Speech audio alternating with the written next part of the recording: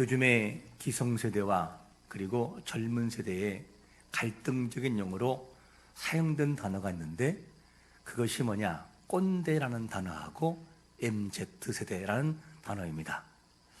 이 꼰대라고 하는 단어는 기성세대, 현 시대를 이끌어가는 나이가 좀 있는 시대를 꼰대 시대라고 하고, 그리고 MZ시대, 그러면 젊은 층을 말하는데 1980년대 초반부터 2000년대 초반에 출생한 밀레니엄이라는 사람들 층하고, 그리고 1990년대 중반부터 2000 초반에 출생한 Z시대를 아우르는 말이에요. 그러니까 1980년대 사람하고 2000년 정도의 사람들은 누구냐? MZ시대. 그런가 하면 나머지 시대는 누구냐? 주로 우리말로 말하는 젊은이들이 말하는 꼰대라 이렇게 말합니다. 자, 그러면 예나 지금이나 갈등의 문제는 계속 있어 와요. 얘도 옛날도 그랬고 지금도 그렇고 앞으로도 또 그럴 거예요. MZ시대가 이제 기성교회 교인이 되면 후배들을 바라보고 답답해 이런 말도 할 거예요. 자, 그러면 5000년 전에 사람들은 갈등이 없었을까 하는 질문이에요. 지금만 갈등이 있고 세대차가 있고 5000년 전에 그 사람들은 어땠을까 하는 질문을 던져보면, 고고학을 보면 앞에 사진 한 장 볼까요? 저 사진이 뭐냐면 5000년 전에 이집트에서 발견된 문구를 통해서 알 수 있어요. 위에 뭐라고 써 있냐면, 요즘 젊은 것들은 버릇이 없다. 우리 땐 안 그랬는데. 저게 5000년 전에 이집트 문화에서 있었던 문구예요. 신기하잖아요?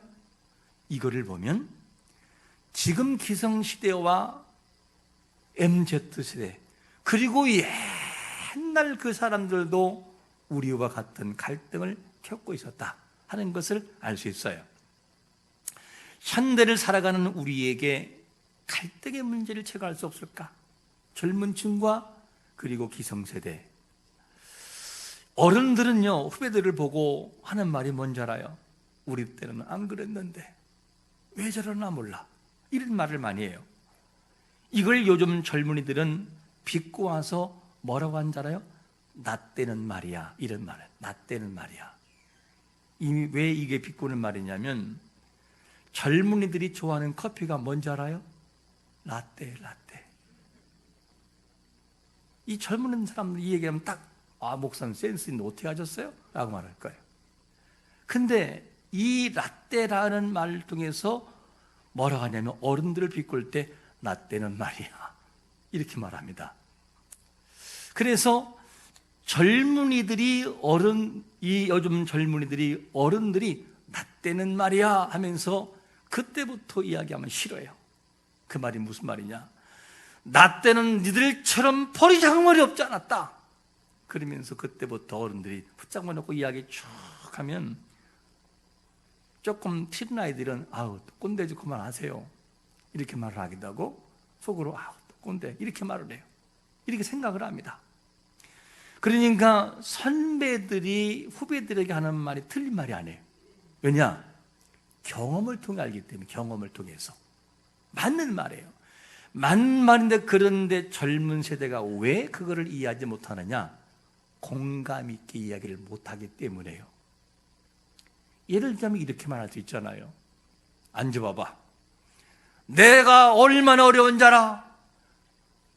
밥이 없어가지고 고구마 쪄먹고 소나무 껍데기 먹었던 시절 너 아느냐? 이렇게 하면 이해도 안 갈 뿐더러. 근데 반대로, 아빠는 참 고생 많이 했는데 너도 힘들지? 근데 아빠가 보기에는 이렇게 살아가면 나중에 힘들 것 같아, 이렇게 말을 하면 다른 말로 들리지요. 다르게 들려질 겁니다. 그래서 젊은 세대와 기성세대에 줄일 수 있는 거면 서로가 공감을 하는 거예요. 공감. 어떻게?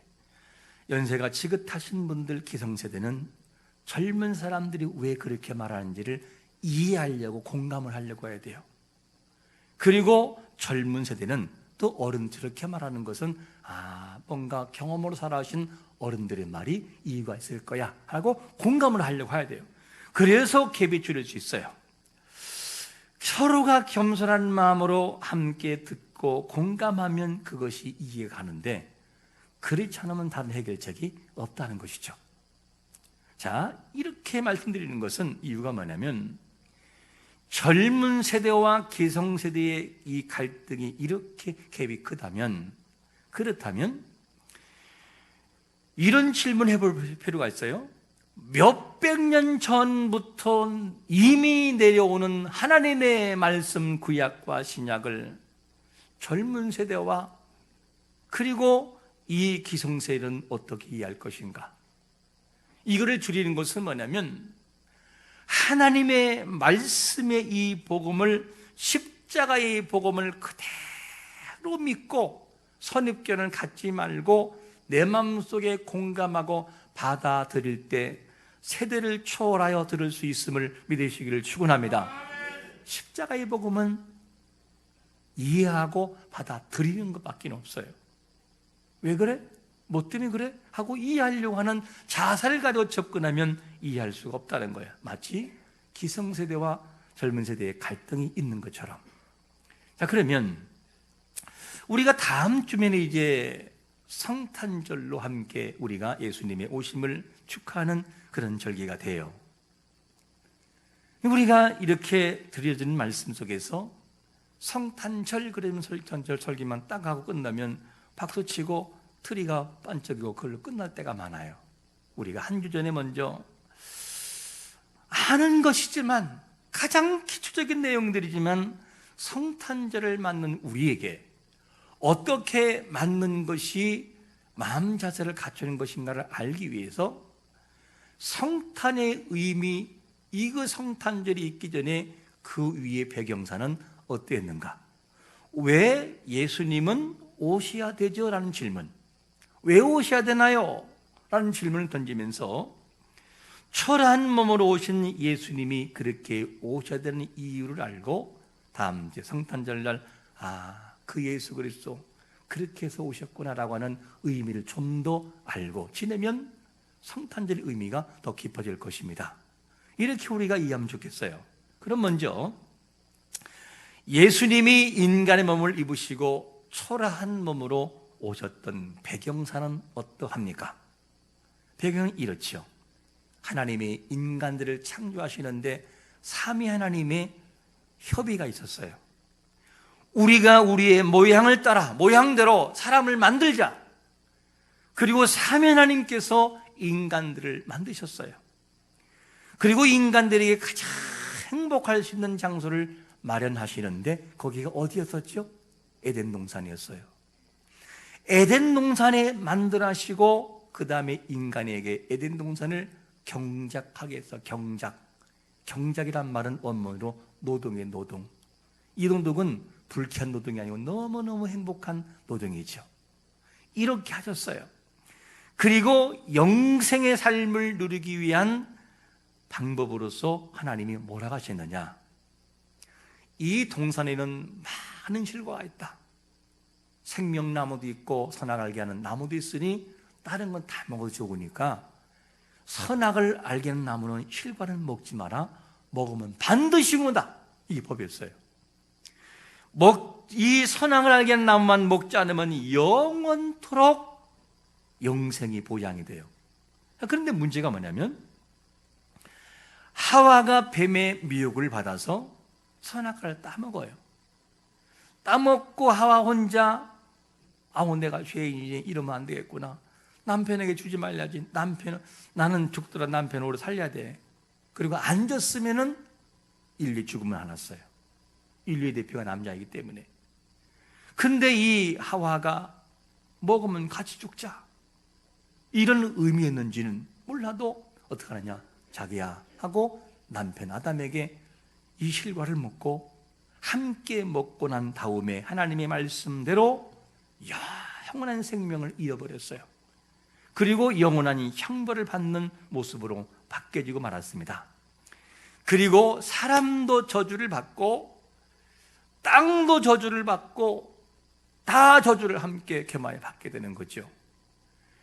그리고 뱀에게도 아주 추악한 저주가 임하는데 그 뱀에게 임한 저주를 본문 14절에서 뭐라고 말씀하냐면 이렇게 말씀합니다. 여호와 하나님이 뱀에게 이르시되 내가 이렇게 하였으니 내가 모든 가축과 들의 모든 짐승보다 더욱 저주를 받아 배로 다니고 살아있는 동안 흙을 먹을지니라. 이게 저주였어요. 배로 다닌다라는 저주가 왜 저주냐? 가장 비천한 존재로 추락한다는 의미를 가지고 상징적인 의미로 말하는 거죠. 이래서 뱀에게 저주가 임하게 돼요. 다른 말로 말하면 뱀만이 아니고 뱀을 이 간교한 혀를 이용했던 사단이 함께 저주를 받는 것이죠.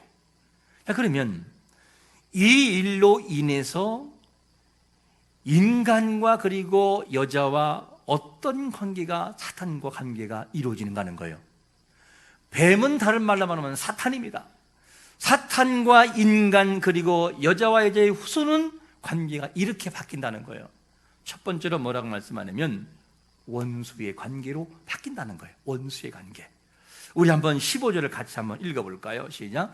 내가 너로 여자와 원수가 되게 하고 내 후손도 여자의 후손과 원수가 되게 하리니 여자의 후손은 내 머리를 상하게 할 것이요 너는 그의 팔꿈치를 상하게 할 것이니라 하시고, 뱀이 아담과 하와를 미혹한 다음에 영원한 죽음이 이르게 됐어요. 인간은 이로 인해서 뱀 즉 사탄과 인간은 영원한 뭐가 돼요?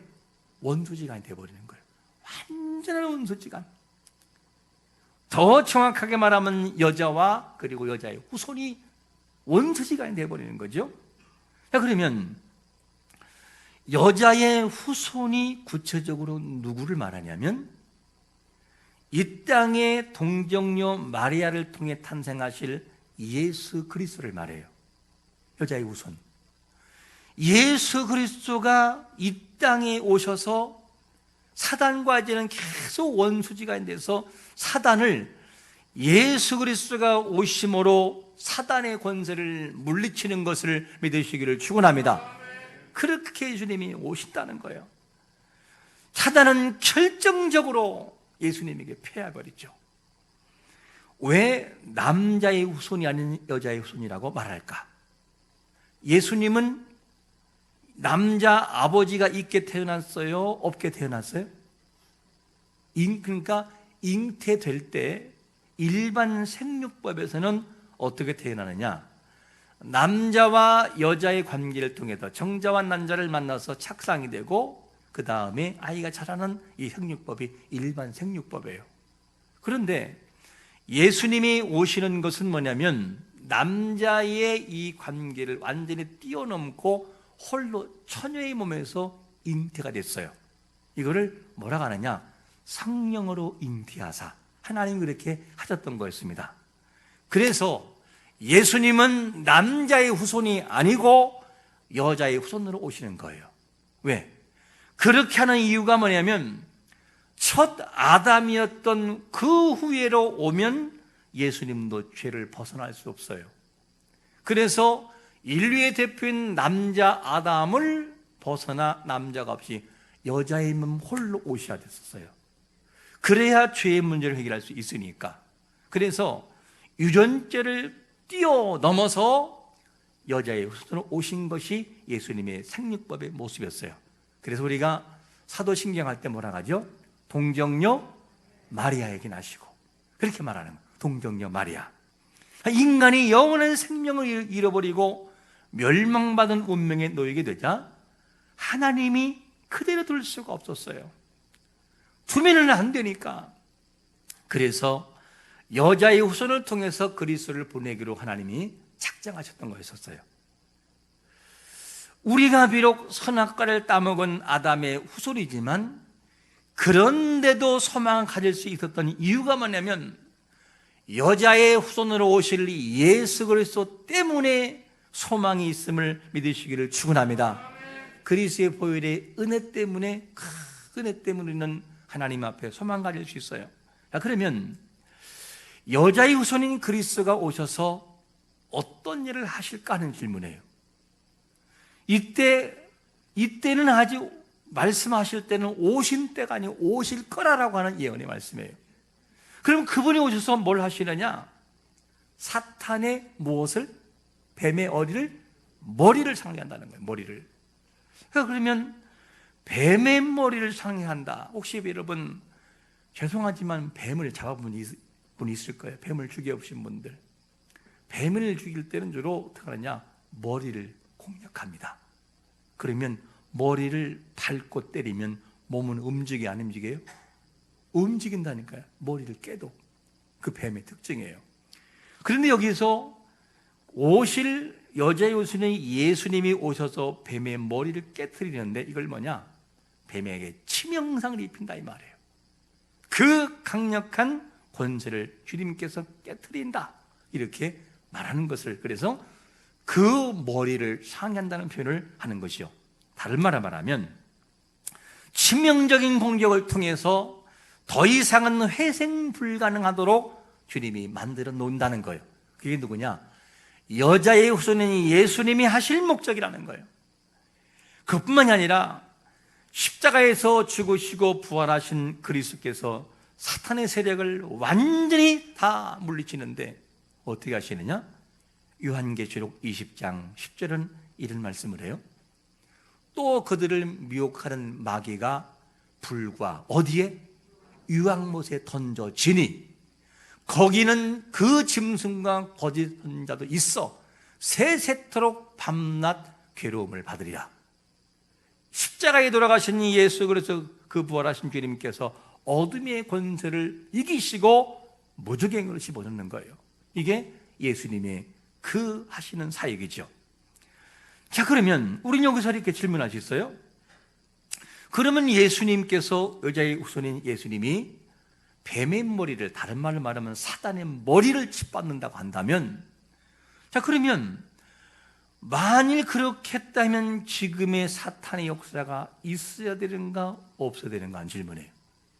아니, 깨트렸다면서요. 뱀을 결박시키고 사단을 굴복시켰다면 지금은 사탄의 역사가 없어야 되거든요. 근데 왜 사단의 역사가 지금도 계속해서 있습니까? 하는 질문을 던질 수 있어요. 우리가 이 모든 답을 본문 15절 하반절에서 찾아야 돼요. 왜 사단이 지금도 활동하고 있는가? 15절 하반절을 보면 이런 말씀이 나와요. 너는 그의 팔꿈치를 상하게 할 것이라. 너는이 누구죠? 뱀, 사탄이에요. 그런데 머리를 상하게 했는데, 그런데 뭐냐면 완전히 박살나지 않고 뭐가 있느냐? 꿈틀거리면서 활동한다는 것을 보여줘요. 그래서 뱀이 어느 정도의 힘이 살아있는데 하나님의 섭리적인 측면에서 어둠의 세력의 역사가 지금도 어느 정도 살아있다는 것을 예측해 놓아요. 완전히 깨트려서 아무것도 없는 상태가 아니라 어느 정도의 힘을 발휘하도록 놔둔다는 거예요. 머리는 깨졌지만. 자, 사단이 여자의 후손인 그리스도의 팔꿈치를 그리면 상하게 한다는 거예요. 그래서 그러면 팔꿈치를 상하게 한다는 것을 어떤 예를 들 수 있을까? 이런 거예요. 그리스도가 구속을 이루기 위해서 인간의 몸으로 오셨어요. 우리가 다음 주에 성탄절을 지키는데 그 예수님의 오심을 찬양하는 그날. 근데 예수님이 이 땅에 아기 예수로 오셨거든요. 왜냐? 인간과 똑같은 모양으로 오셔야만 됐었어요. 어떻게? 아기처럼, 자라는 것처럼 그렇게 오셨어요. 근데 문제가 뭐냐면 이 동방박사들이 징조를 바라보고 유대인의 왕이 오셨네? 그리고 별을 보고 찾아가요. 이 소문이 누구의 귀로 들어가요? 헤로데에게 들어가요. 기분이 너무 나쁜 거예요. 내가 왕인데 또 왕에 또 왔다고? 그래서 뭐라고 하느냐? 너희들이 만약에 그 유대인의 왕을 발견하면은 나한테 얘기해 주라. 나도 가서 경배하려고 그런다. 순 거짓말이었어요. 목적은 뭐냐? 뭐 하려고? 예수님을 죽이려고, 아기 예수를. 그런데 이제 이렇게 해서 진짜 박사들은 가서 보고 얘기하려고 했었어요. 누가 막아요? 하나님 막아요. 성령께서 막으셔. 너희들 돌아가지 말라. 왔던 길로 가지 말아라. 그리고 못 가게 만들어요. 그런데 이것을 뒤늦게 속았다라는 것을 헤롯이 알아요. 너 온다 그러면 안 왔어? 그러면 기분 나빠가지고 헤롯이 뭐라고 하는 줄 알아요? 마태복음 2장 16절에서 이런 말을 해요. 이에 헤롯이 박사들에게 속은 줄 알고 심히 노하여 사람을 보내어 베들레헴과 그 모든 지경 안에 있는 사내 아이를 박사들에게 자세히 알아본 그때를 기준하여 몇 살? 2살부터 아래로 다 죽이라는 거예요. 그러면 누구도 죽을 확률이 많다? 얘도 죽을 수 있으니까. 근데 예수님은 죽어요, 안 죽어요? 안 죽어요. 아무리 발악을 해도 예수님이 팔꿈치 상하게 하는 아주 경미한 정도밖에 안 된다는 것을 설명해 놓아요. 그런가 하면 예수님이 사역하실 때에 사단이 공격을 해요. 예수님을 시험해요. 그때 말씀으로 물리치셔요. 그리고 이 나중에는 안 되니까 가룟 유다의 마음을 움직여서 예수님을 팔게 하고 십자가상에 어떻게 하느냐? 돌아가 죽게 만들어요. 그럼 죽은 것으로 끝나느냐? 아니에요. 예수님은 죽으셨지만 성경대로 며칠 만에? 4일 만에 부활합니다. 그리고 부활하시고 어둠의 권세를 이기시고 사명 권세를 이기시고 다시 승천하셔서 보좌 우편에 앉으신 것을 믿으시기를 축원합니다. 그렇게 승리하셨어요. 아무리 구속 사역을 방해하려고 해도 사역은 그대로 진행이 돼요. 사단이 아무리 방해를 해도 한치 오차도 없이 하나님의 그대로 이루어지는 사역이 이루어져요. 그래서 사단의 모든 권세는 팔꿈치를 상할 정도밖에 위력이 안 돼요. 막을 수 없어요. 이렇게 해서 나가요. 그러면 오늘날 이 내용을 바라보면 현대인들이 잊지 말할 것이 있어요. 사단이 발꿈치를 상하게 하는 그런 활동이 있다면 오늘날 우리에게는 어떻게 되는가? 베드로전서 5장 8절에 보니까 이런 말씀하잖아요. 근신하라 깨어라.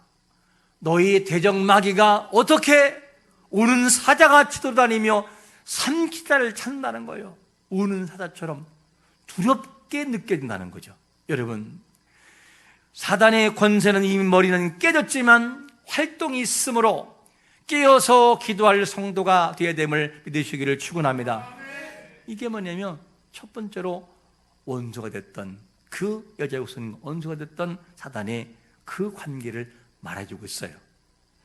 이렇게 해서 인간은 완전한 타락과 죽음의 형장으로 떨어졌어요. 이미 떨어질 것이 아니고 이런 너무나 불행한 인생이 있는데, 그러면 이 불행한 인생을 위해서 하나님 편에서 할 것이 뭐냐는 거예요. 하나님이 뭐를 어떻게 해야 되나요? 타락한 아담과 하와를 보시고 하나님께서 어떻게 행하시냐면 두 번째로 이렇게 하십니다. 가지옷을 지어 어떻게 했다? 입히신다는 거예요. 우리 한번 21절을 같이 한번 읽어볼까요? 시작. 여호와 하나님이 아담과 그의 아내를 위하여 가지옷을 지어 입히시니라. 아담과 하와가 죄를 지은 후에 너무너무 부끄러워요. 너무너무 부끄러워서 뭘로 부끄러운 걸 가려요?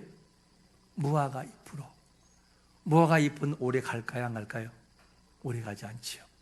너무너무 나중에 마르면 이제는 수치가 드러나요. 그런데 무화과나무 잎을 가린 그것을 하나님이 벗기고 뭘로 하느냐? 짐승의 가죽으로 가려줘요. 부끄러움을. 이게 하나님이 하신 거였어요. 그러니까 아담과 하와가 자신의 부끄러움을 가리고 위에 만든 무화과 잎과 하나님이 만들어주신 짐승의 가죽옷과 뭐가 다를까? 다른 것이 있어요. 아담과 하와가 만든 무화과 나무의 잎은 원문을 보면 이런 뜻이야. 하고르라는 단어, 하고르. 이 단어가 뭐냐면 어디를 가린 것이냐? 엉덩이와 둘레 여기만 가린 거예요. 원문을 보면 하고르라는 단어가 수치만 고기만 살짝 가린 거죠. 이런 다 그냥 두고. 그런데 하나님이 짐승으로의 가죽으로 만든 옷이라는 이 단어가 뭐냐? 케도네드라는 케도네드 단어가 뭐냐면 원문을 보면 코트 그리고 에투란 단어예요. 이 내용을 본다면 아담과 하와가 만든 무화과 잎은 부끄러운 부분만 가렸는데 하나님이 짐승으로 만들어주신 이 가죽옷은 어떻게 전부를 다 가린 거라고 하는 수치를 가르친 하나님의 깊은 사랑이 담겨 있는 걸 봐요. 여러분, 하나님은 우리의 수치를 전부 가려주심으로 구원받게 하시는 것을 믿으시기를 축원합니다. 이게 하나님의 은혜라는 거예요. 우리는 너무너무 부끄러워 설 수가 없는데 하나님이 어떻게 하느냐? 당신의 보혈의 은혜로 다 덮어주어요. 그러니까 구원이 성립이 되는 것이죠. 이렇게 해서 하나님께서 인간들에게 주신 모든 것을 우리에게 주어요. 우리는 다시 한번 잊지 말 것이 뭐냐면 하나님께서 동물을 잡아서 가죽으로 입히실 때에 누가 죽어요? 동물이 죽어요. 그러고 난 다음에 구약시대에 계속해서 그 이후로 죄를 사하려면 뭐가 필요하느냐? 동물이 죽어야 돼요. 피로 말미암아. 그것이 계속 이어지다가 마지막 아담이었던 예수 그리스도가 단번에 죽으심으로 십자가상에서 자기의 피로 인생들을 다 구속하셔요. 이렇게 해서 모든 걸 완성하십니다. 우리는 다시금 질문해 봐야 되죠. 예수님이 왜 오셔야 했습니까? 인간의 죄 때문이었어요. 아담의 죄 때문에 후에 모든 인생은 다 불행한 길로 갔기 때문에 인간의 죄가 아니면 예수님이 고통받을 이유가 없었어요. 그분은 그것 때문에 오시는 것이죠. 인간의 죄가 아니면 천한 몸으로 오실 이유가 없다니까요. 왜 오셔요? 죄를 해결하기 위해서는 어쩔 수밖에 없어요. 오실 수밖에 없다니까요. 어떻게? 가장 천한 인간의 모습으로 오실 수밖에 없었어요. 우리의 죄를 사는 그 길, 그분이 오시는 것밖에는 없으니까. 예수님께서 여자의 손으로 이 땅에 오신다는 예언처럼 예수님은 때가 되므로 정확하게 오셨어요. 그리고 우리의 죄를 다 사하셨어요.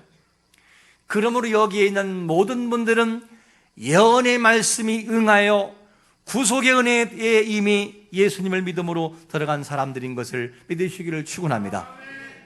이 은혜를 마음속에 담고 다음 주에 성탄절을 맞이하면 성탄은 주님의 피로 주님의 고통을 통해 이루어 놓으신 놀라운 은혜였구나 하는 것을 더 실감나게 할 수 있어요. 그것을 알고 찬양하는 찬양은 더 높을 것이고 더 극진한 마음으로 예배하게 될 것입니다. 이 배경을 우리가 다시금 되살리는 것 중요하죠. 아담의 수치를 가려주시고 우리의 죄를 가려주신 그리스도를 찬양하되 알고 찬양하는 자가 되시기를 축원합니다. 나 때문에 오셔야 됐고 나의 수치를 부분만 가린 것이 아니라 외투처럼 다 가려주시기 위해서 이 땅에 오신 그 주님을 찬양함이 형식이 아니라 진심으로 찬양해서 우리의 진정한 찬양이 울려 퍼지는 역사가 있는 성탄절 되시기를 예수 그리스도의 이름으로 축원합니다. 아멘.